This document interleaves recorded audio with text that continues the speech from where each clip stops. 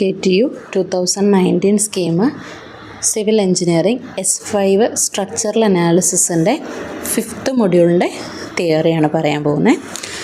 ഇതിൽ first വണ്ണാണ് arches. അപ്പോൾ നമുക്കറിയാം ഈ ബീമിനകത്ത് വരുന്ന ലോഡിനെല്ലാം സപ്പോർട്ടിലേക്ക് ട്രാൻസ്മിറ്റ് ചെയ്യുന്നതെന്ന് പറയുന്നത് അതിനകത്ത് വരുന്ന ബെൻഡിങ് മൊമെൻറ്റിൻ്റെയും അതുപോലെ തന്നെ ഷിയർ ഫോഴ്സിൻ്റെയും അല്ലെങ്കിൽ ഷിയർ ആക്ഷൻ്റെയും ബേസിസിലാണ്.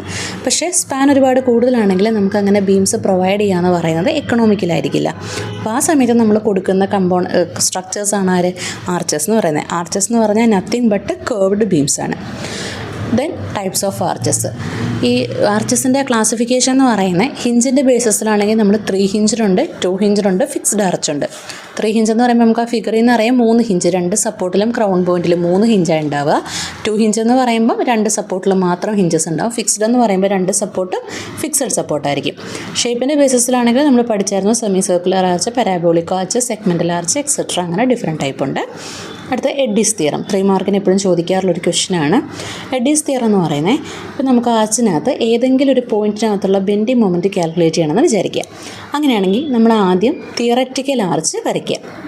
എന്നിട്ട് ആ തിയററ്റിക്കൽ ആർച്ചും ആക്ച്വലുള്ള ആർച്ചും തമ്മിലുള്ള വേർട്ടിക്കൽ ഇൻ്റർസെപ്റ്റ് എടുത്താൽ ആ വേർട്ടിക്കൽ ഇൻ്റർസെപ്റ്റിൻ്റെ വാല്യൂ എത്രയാണോ അതാണ് അവിടുത്തെ ബെൻഡിങ് മൊമെൻറ്റ് എന്ന് പറയുന്നത്. ഇതാണ് എഡ്ഡീസ് തിയറം എക്സ്പ്ലെയിൻ ചെയ്യുന്നത്. ദെൻ അടുത്തതെന്ന് പറയുന്നത് ഒരു ഡെറിവേഷനാണ്. അതായത് ഈ പാരാബോളിക് ഷേപ്പ്, നമുക്ക് ആർച്ചിൻ്റെ ഷേപ്പ് കൊടുക്കുമ്പം പാരാബോളിക് ഷേപ്പാണ് എപ്പോഴും ഫ്യൂണിക്കുലർ ഷേപ്പ് ബെസ്റ്റ് ഷേപ്പ് എന്ന് പ്രൂവ് ചെയ്യാനാണ് പറഞ്ഞിരിക്കുന്നത്. അപ്പോൾ അതിന് വേണ്ടിയിട്ട് നമ്മളൊരു പാരാബോളിക് ഷേപ്പുള്ള ഒരു ആർച്ച് വരച്ചു. അതിൽ സപ്പോർട്ടുള്ള റിയാക്ഷൻസ് ഒക്കെ മാർക്ക് ചെയ്തു, ക്രൗൺ ഹൈറ്റ് ഒക്കെ മാർക്ക് ചെയ്തു. അതിൽ ത്രൂ ഔട്ട് ഒരു UDL ലോഡ് അപ്ലൈ ചെയ്യുകയാണെന്ന് വിചാരിക്കുക. ദെൻ നമ്മൾ അതിനകത്തുനിന്ന് റിയാക്ഷൻസ് എത്രയാണെന്നുള്ളത് കാൽക്കുലേറ്റ് ചെയ്തു. ദെൻ ലെഫ്റ്റ് സപ്പോർട്ടിൽ നെക്സ്റ്റ് ഡിസ്റ്റൻസ് മാറിയിട്ട് ഒരു സെക്ഷൻ എടുത്തിട്ട് അതിലേക്ക് മൊമെൻറ്റ് എടുക്കുകയാണ്. ആ മൊമെൻറ്റ് എടുത്തിട്ട് അതിൻ്റെ വാല്യൂ അപ്ലൈ ചെയ്യുമ്പോൾ നമുക്ക് ആൻസർ 0 ആണ് കിട്ടുന്നത്. ഓക്കെ, സോ ബെൻഡിങ് മൊമെൻറ്റ് ഇതിനകത്ത് നമുക്ക് 0 വന്നതുകൊണ്ട് ഏത് സെക്ഷൻ എടുത്താലും അവിടെ ബെൻഡിങ് മൊമെൻറ്റ് 0 വന്നതുകൊണ്ട് നമുക്ക് പാരാബോളിക് ഷേപ്പാണ് ഏറ്റവും ബെസ്റ്റ് ആയിട്ടുള്ള ഷേപ്പ് അല്ലെങ്കിൽ ഫ്യൂണിക്കുലർ ഷേപ്പ് നമുക്ക് പ്രൂവ് ചെയ്യാനായിട്ട് പറ്റും. ദെൻ അടുത്തതെന്ന് പറയുന്നത് നമുക്ക് ആർച്ചിൻ്റെ BMD പ്ലോട്ട് ചെയ്യാനാണ് പറഞ്ഞിരിക്കുന്നത്. അത് ആ BMDയുടെ ഡയറക്റ്റ് ഷേപ്പാണ്, സ്റ്റാൻഡേർഡ് ഷേപ്പാണ്. അത് നമ്മൾ അതുപോലെ തന്നെ വരയ്ക്കാനായിട്ട് പഠിക്കണം കേട്ടോ.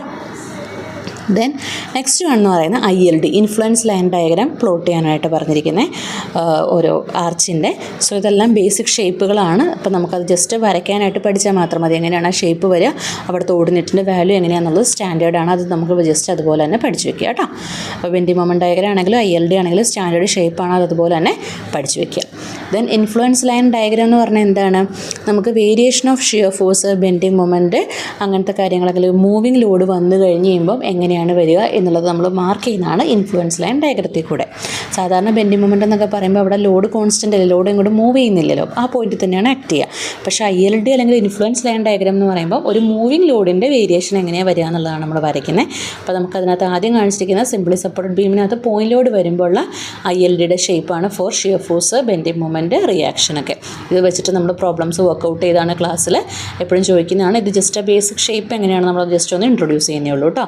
നെക്സ്റ്റ് വൺ എന്ന് പറയുന്നത് UDL ലോഡ് വരുമ്പോൾ ഉള്ള ബേസിക് ഷേപ്പാണ്, ഷിയർ ഫോഴ്സിൻ്റെയും ബെൻഡിങ് മൊമെൻറ്റിൻ്റെയും. അതുപോലെ അതിൻ്റെ ഇക്വേഷൻസ് എഴുതിയിട്ടുണ്ട്. പിന്നെ അബ്സൊല്യൂട്ട് മാക്സിമം ബെൻഡിങ് മൊമെൻറ്റിൻ്റെയും അതുപോലെ തന്നെ ഷിയർ ഫോഴ്സിൻ്റെയും ഡയഗ്രാം നമ്മൾ എക്സ്പ്ലെയിൻ ചെയ്യുന്നുണ്ട്.